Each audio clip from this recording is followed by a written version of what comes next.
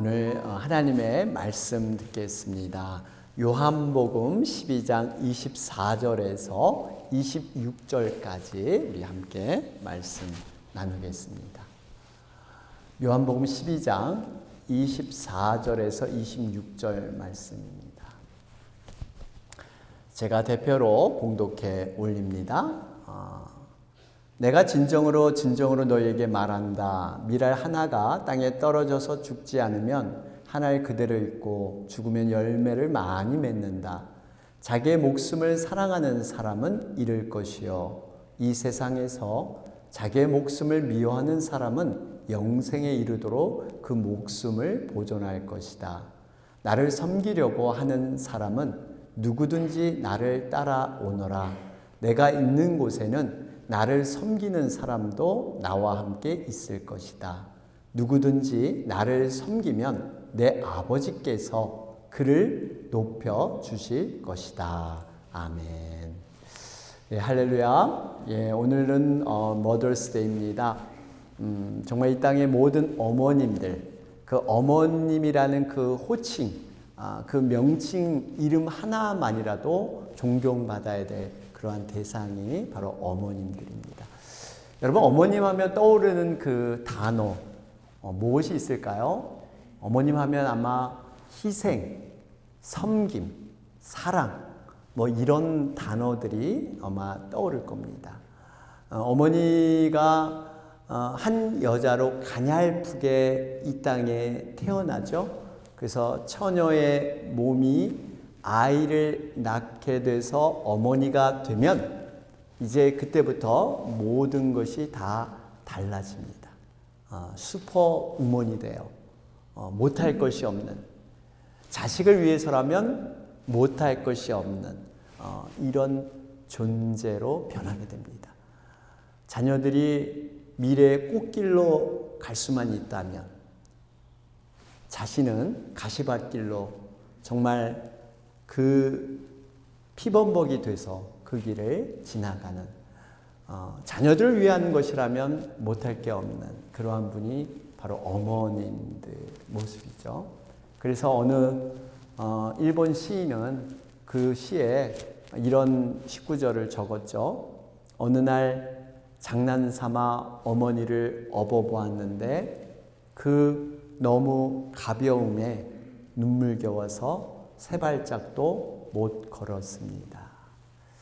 어머니를 아주 우연히 생각 없이 어머니를 업어보았는데 너무 가벼워서 세 발짝도 걷지 못했다.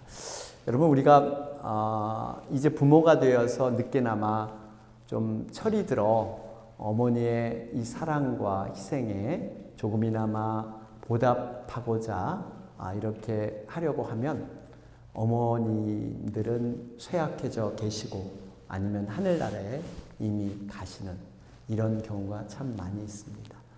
그렇기 때문에 우리는 어머님에 대한 감사할 때를 늦출 수가 없습니다.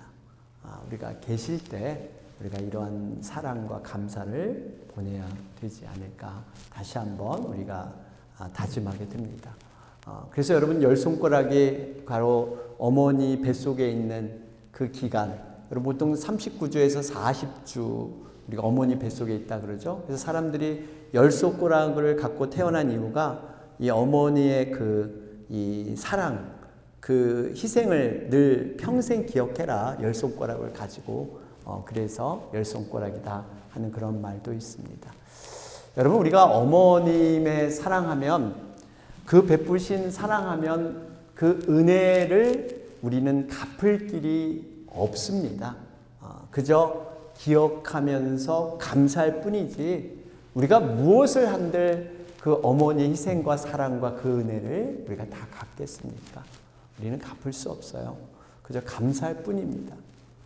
그러면서 한 가지, 우리가 이렇게 어머니의 그러한 이 희생과 섬김, 사랑, 이걸 생각하면서 우리가 한 가지 더 하나님의 은혜도 우리가 함께 떠올릴 수가 있습니다. 여러분, 어머니 하면 우리가 말씀드렸지 희생과 섬김이 있듯이 정말 우리 하나님을 연상하고 생각하면 어머님의 그 사랑, 그 깊은 그 감동을 우리가 느낄 수가 있습니다. 여러분, 하나님은 어떤 분이세요? 정말 하늘의 높은 보좌를 버리시고 친히 피조물, 육신을 입으셔서 이 땅으로 내려오셨습니다. 여러분, 그분이 예수 그리스도인 줄로 믿습니다. 왜 오셨을까요? 예수님은 이 땅에 자기 목숨을 희생하여 섬기러 오셨다. 이렇게 말씀하셨어요. 여러분, 예전에 한때 참 유행했던 그런 단어 가운데 노블리스 오블리제라는 말이 있었어요. 노블리스 오블리제. 여러분, 이 노블리스라는 것은 어떤 귀족, 특권, 이런 특권층 이런 뜻이 있고요. 오블리제, 영어로 오블리게이션, 의무란 뜻이죠. 그러니까 높은 신분에 따른 도덕적인 의무. 그러니까 서구 문화에서는 고위층이나 기업가나 인기인들이 이 사회에서 인정받고 나름대로 존경받는 이유가 있는데, 그것은 자신이 높은 위치에 있다고 해서, 어떤 재력이 있다고 해서 그것을 자랑하고 뽐내기보다는 여러 가지 낮아져서 사회에 환원하고 소외받은 영혼들을 돕고 섬기는 그 모범이 됐기 때문에 그런 분들이 존경을 받는 것. 이것이 바로 우리가 사는 이 서구 사회입니다. 얼마 전에 여러분 주식 투자의 귀재라고 불리죠. 워런 버핏. 이분은 참 검소한 생활을 하시는 분으로 유명해요. 여전히 맥도날드에서 이렇게 식사를 하고 아침 식사를 즐기는 이러한 분인데, 이 워런 버핏 회장이 올해 95세가 돼요. 95세가 되는데 갑자기 현직에서 은퇴 선언을 하게 됩니다. 은퇴하면서 그의 재산 가치가 약 1,600억 달러, 하나로는 180조 원, 엄청난 재산이죠. 자녀가 셋이 있습니다. 그런데 이 자녀에게 전혀 물려주지 않고 사회의 99.5%를 환원했어요. 여러분, 쉬운 거 아니죠? 이 99.5%를 그 전 재산을 환원했습니다. 평소에도 엄청난 금액을 환원하던 분인데, 그가 은퇴하면서 자신이 성공해서 번 그 재물을 다시 사회에 환원하는 이런 귀감의 그러한 모습을 갖췄습니다. 여러분, 우리 한국에도 6.25 전쟁 때 미군의 많은 장군의 아들들이 와서 실제로 전쟁에 참여해서 목숨을 잃기도 하고 부상을 당하기도 했던, 우리 한국 사회의 어떤 특권층의 모습과는 다소 다른 그런 양상이 있습니다. 이게 바로 노블리스 오블리제라는 그러한 모습이에요. 그런데 이 노블리스 오블리제는 사실 예수님이 처음 이런 모습을 보이신 거예요. 마가복음 10장에 가보면 세베대 아들 야고보와 요한이 주님께 나와서 자신들의 소원을 들어줄 것을 요청합니다. 그 요청이 뭐냐 하면, 주님께서 영광을 얻을 때 우리도 주님의 우편에, 주님의 좌편에 이런 한 자리를 좀 우리에게 허락해 주세요. 우리도 나름대로 고생했는데, 우리도 나름대로 수고했는데, 뭐 좌청령 우베코 정도 이런 한 자리를 좀 우리에게 주실 수 없습니까? 그런데 그 요구를 한 시기가 안타깝게도 우리 주님이 어느 때였냐면요, 정말 이때까지 말 못하다가 우리 주님이 이제 내가 예루살렘 올라가서 내가 잡힌 후에 끌려가서 십자가에 죽을 것이다, 이 얘기를 한 직후에 이들은 이렇게 얘기를 한 거예요. 여러분, 어떻게 생각하세요? 지금 예수님께서는 지금 죽는다고 하는데 자신들은 더욱 높은 곳에 올라가서 살겠다. 예수님은 지금 사람을 살리기 위해서 십자가에 달리시는데 자신들은 사람 위에 군림하면서 내가 사람들 위해서 그렇게 한번 떵떵거려 보겠다, 이런 요청을 하는 거예요. 여러분, 이럴 때 우리 주님이 제자들에게 말합니다. 이방인들의 집권자들, 고관들의 그러한 사람들은 권세를 부리지만 너희는 그렇게 해서는 안 된다. 너희 중에 크고자 하는 자는 너희를 섬기는 자가 돼야 한다. 너희 중에 누구든지 으뜸이 되고자 하는 자는 모든 사람의 종이 되어야 한다. 그리고는 예수님께서 자신이 이 땅에 오신 목적, 그 목적을 설명하는데 인자가 온 것은 섬김을 받으려 함이 아니라 도리어 섬기려 하고 자기 목숨을 많은 사람의 대속물로 주려고 내가 이 땅에 왔다. 여러분, 이것이 바로 노블리스 오블리제의 기원입니다. 오늘 본문을 봐도 예수님께서 이 땅에 오신 분명한 목적을 말씀하고 있어요. 오늘 본문 24절을 보세요. 24절을 보면 밀알 하나가 땅에 떨어져서 죽지 않으면 한 알 그대로 있고 죽으면 열매를 많이 맺는다. 예수님이 이 땅에 밀알 하나로 오셨어요. 한 알의 밀알이 땅에 떨어져서 죽지 않으면 그냥 한 알 그대로 있다는 거예요. 죽게 되면 오히려 많은 열매를 맺는다고 말씀합니다. 여러분, 우리도 예수님처럼 우리 자신이 죽어야 새로운 생명을 여러분 얻게 될 줄로 믿습니다. 그런데 신기한 것은 이 죽음이 끝이 아니라는 사실이에요. 지금까지 경험 못한 새로운 시작을 죽음을 통해서 경험하게 된다는 사실입니다. 다시 말해서 죽음은 끝이 아니라 새로운 시작, 새로운 생명으로 여러분 연결된 줄로 믿습니다. 그 성경에 보면 이 죽다라는 표현이 헬라어의 아노덴 이런 뜻이에요. 이 아노덴은 뭐냐면 처음부터 새로 다시 이런 뜻이 있어요. 그러니까 죽음은 끝이 아니라 새로운 시작이다. 다시 시작이다. 여러분, 그래서 우리가 육적인 죽음이 끝이 아니라 새로운 영원한 천국의 그 시작이 되는 줄로 믿습니다. 그래서 여기서 중요한 한 교훈을 우리가 얻게 돼요. 뭐냐면 하나의 밀알로 썩어 죽는다. 이것은 새로운 세계에 대한, 내가 경험하지 못한 새로운 세계에 대한 새로운 경험의 시작이 바로 죽음에서 시작된다는 사실입니다. 여러분, 우리가 영혼을 섬기려면요, 내가 죽지 않으면, 내가 먼저 양보하고, 내가 먼저 내 자존심을 죽여야 하고, 내가 먼저 내 중심적인 생각을 내려놔야 하고, 이러지 않으면 우리가 영혼들을 섬길 수가 없습니다. 여러분, 어머님들의 그 섬김과 사랑이 왜 위대합니까? 이 섬김과 사랑이 상대, 즉 자식을 위해서라면 자신은 온데간데 없고 자신은 죽기 때문에 그래요. 상대를 위해서라면 뭐든 할 수 있는, 그래서 어머니의 사랑과 희생과 섬김이 위대한 거예요.